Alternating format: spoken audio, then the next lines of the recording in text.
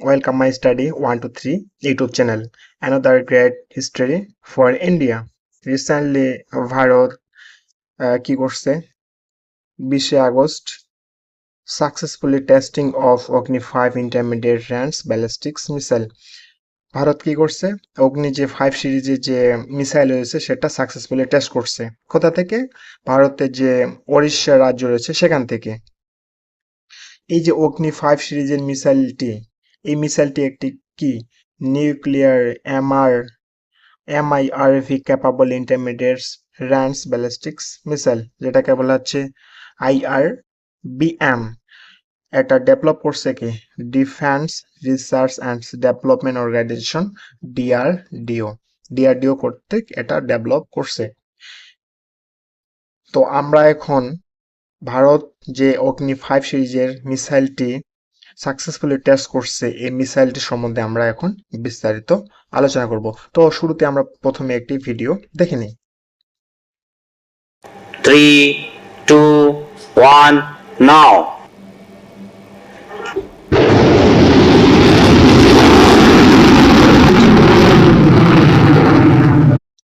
এটি আসলে একটি অসাধারণ টেকনোলজি এবং ভারত সরকারের জন্য এটি একটি গর্বের মুহূর্ত। তো এই ভিডিওটি ইন্টারনেটে ছড়িয়ে পড়ার পর গ্লোবাল মিডিয়ায় একটা ট্রেন্ড করতেছে যে ভারত সফলভাবে অগ্নি 5 সিরিজের যে মিসাইলটি রয়েছে সেটা সাকসেসফুলি টেস্ট করছে। তার প্রেক্ষিতে রয়টার্স একটা আর্টিকেল ছাপাইছে যে India says it's successfully test fired locally developed intermediate range ballistic missile। Reuters বলছে যে কি ইন্ডিয়া সাকসেসফুলি টেস্ট করছে অগ্নি 5 সিরিজের যে মিসাইলটি। তো এখানে একটি বিষয় যদি আমরা লক্ষ্য করি তাহলে এখানে তারা বলতেছে যে successfully test intermediates range ballistics missile. এই মিসাইলটিকে কেন ইন্টারমিডিয়েটস রেঞ্জ ব্যালিস্টিক্স মিসাইল বলা হচ্ছে? আমরা যদি মিসাইলের বিভিন্ন ক্যাটাগরি লক্ষ্য করি তাহলে আমরা সহজে বুঝতে পারবো এটাকে কেন ইন্টারমিডিয়েট রেঞ্জ ব্যালিস্টিক্স মিসাইল বলতেছে। তো চলুন আমরা মিসাইলের ক্যাটাগরি সম্বন্ধে ভালোভাবে জেনে নিই। তো আমরা এখানে দেখতেছি যে বলতেছে classify by range. Short range ballistics missiles, যেগুলোর ম্যাক্সিমাম রেঞ্জ 1000 কিলোমিটারের মধ্যে, সেগুলোকে বলা হচ্ছে শর্ট রেঞ্জ ব্যালিস্টিক্স মিসাইলস বা SRBM। এবং যে মিসাইলগুলোর রেঞ্জ 1000 থেকে 3000 কিলোমিটারের মধ্যে সেগুলোকে বলা হচ্ছে মিডিয়াম রেঞ্জ ব্যালিস্টিক্স মিসাইলস বা MRBM। এবং যে মিসাইলগুলোর রেঞ্জ সাধারণত 3000 থেকে 5500 কিলোমিটারের মধ্যে সেগুলোকে বলা হচ্ছে ইন্টারমিডিয়েট রেঞ্জ ব্যালিস্টিক্স মিসাইল। এই যে ইন্ডিয়া অগ্নি 5 সিরিজের যে মিসাইলটি লঞ্চ করছে তারা সেটা ক্লেম করতেছে যে এটার রেঞ্জ 5000 কিলোমিটার। তাহলে এটা কার ক্যাটাগরির মধ্যে পড়তেছে? যে ইন্টারমিডিয়েট রেঞ্জ ব্যালিস্টিক্স মিসাইল। এই জন্য এটাকে বলা হচ্ছে ইন্টারমিডিয়েট রেঞ্জ ব্যালিস্টিক্স মিসাইল অথবা IRBM। এবং আমরা যদি আরো জেনে নিই যে যেগুলো রেঞ্জ সাধারণত 5500 কিলোমিটারের উপরে সেগুলোকে বলা হচ্ছে ইন্টারকন্টিনেন্টাল ব্যালিস্টিক্স মিসাইলস অথবা ICBM। এই যে ভারত অগ্নি 5 সিরিজের মিসাইলটি সফলভাবে পরীক্ষা করেছে, তো এতে কোন দেশ আতঙ্কিত বা কোন দেশ এটাকে ভালো চোখে দেখতেছে না এবং কোন দেশে এর আওতায় পড়তেছে সে বিষয়টা নিয়ে আমরা যদি এখন বিস্তারিত আলোচনা করতে চাই তাহলে অবশ্যই আমাদের ম্যাপের দিকে লক্ষ্য রাখতে হবে।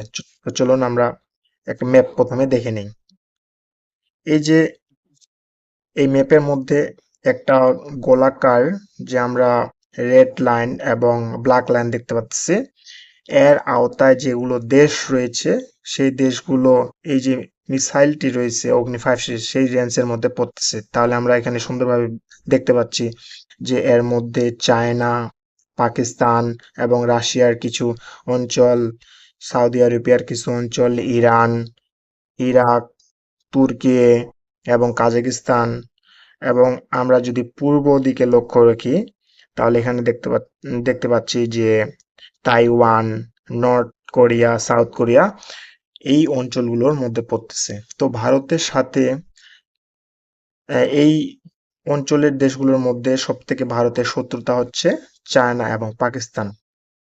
তো এখানে সহজেই ভারত কি করবে, পাকিস্তানের সব অঞ্চলকেই এই রেঞ্জের মধ্যে রাখতেছে, বা সব অঞ্চলেই পাকিস্তানের সব অঞ্চলে ভারত কি করতে পারবে, হামলা করতে পারবে এই মিসাইল দিয়ে। এবং চায়নার মানে বেইজিং পর্যন্ত তারা কি করতে পারবে, এই রেঞ্জের মধ্যে যে অঞ্চল রয়েছে তারা হামলা করতে পারবে। তাহলে চায়না এবং পাকিস্তানের জন্য এটি একটি হুমকি, বা এটি এই বিষয়টি আতঙ্কের, কারণ ভারত অগ্নি 5 সিরিজের যে মিসাইলটি রয়েছে তারা সাকসেসফুলি টেস্ট করছে। যদিও রিসেন্টলি ভারত এবং চায়নার মধ্যে সম্পর্কটা তারা চাচ্ছে যে দুই দেশেই সুসম্পর্ক রাখতে, কিন্তু যেহেতু ভারত এবং চায়নার মধ্যে বর্ডার অনেকগুলো ইস্যু রয়েছে, তো ভবিষ্যতে ভারত এবং চায়নার যে সম্পর্কটা সেই সম্পর্কটা হয়তো খারাপের দিকে যাইতে পারে, কারণ এই দুই দেশ একটা বিশাল পরিমাণ এলাকা বা বর্ডার তারা দুই দেশেই ক্লেম করে যে তারা অবৈধভাবে দখল করে আছে। সেই জন্য এই দুই দেশ যদিও তাদের সম্পর্কটাকে সুসম্পর্কে এগিয়ে নিতে আছে, তবুও তাদের বাস্তবতা এই যে ভবিষ্যতে তাদের এই বন্ধুত্ব হয়তো বেশি দিন টিকবে না। হয়তো ডোনাল্ড ট্রাম্প ইন্ডিয়ার উপর সাডেনলি যে ট্যারিফ ঘোষণা করছে সেই কারণেই ভারত চায়নার দিকে ঝুঁকে যাচ্ছে। এবং আমরা এখানে আরেকটি বিষয় মনে রাখা ভালো যে আমেরিকা কিন্তু এই যে অগ্নি 5 সিরিজের যে মিসাইলটি রয়েছে এয়ার রেঞ্জের মধ্যে পড়তেছে না। তবে আমেরিকা এমন একটি দেশ, তারা কখনো চাইবে না যে কোনো দেশ এমন কোনো মিসাইল তৈরি করুক যা আমেরিকার যে টেরিটরি রয়েছে এর মধ্যে হামলা করতে সক্ষম হবে। সেজন্য ভারতের এই যে অগ্নি 5 সিরিজ মিসাইলটি লঞ্চ করলো ইউএসএ, সেটা প্রত্যক্ষভাবে কি করতেছে, লক্ষ্য করতেছে।